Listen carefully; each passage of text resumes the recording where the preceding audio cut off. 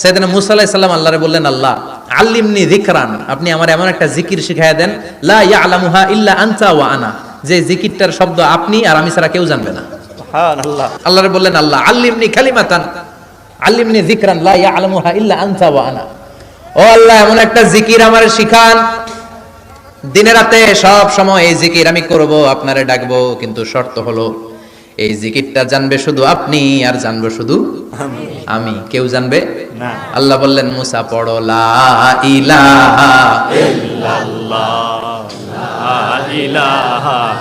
লা ইলাহা ইল্লাল্লাহু মুহাম্মাদুর রাসূলুল্লাহ সাল্লাল্লাহু।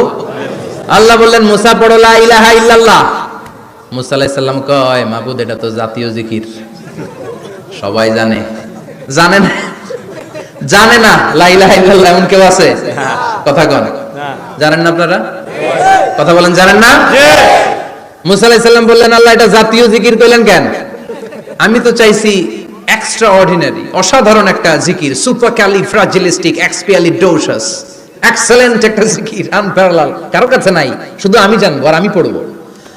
আল্লাহ বললেন, মুসা এই লা ইলাহাকে যদি এক পাল্লায় রেখে দাও, তাম বিশ্ব, সাত আকাশ, সাত জমিনটারে তুলে যদি তুমি আরেক পাল্লায় রেখে দাও, লা রাজাহাত কাফাতু লা ইলাহা ইল্লাল্লাহ, মুহূর্তের মধ্যে লা ইলাহার পাল্লা ভারী হয়ে যাবে। সুবহানাল্লাহ। ও মুসা, তুমি যতই এক্সক্লুসিভ জিকির চাও, লা ইলাহার চেয়ে দামি জিকির আমার কাছে নাই।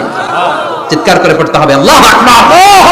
আবার আপনি যখন লা ইলাহা ইল্লাল্লাহ এটা পড়েন, জিকির করেন কার?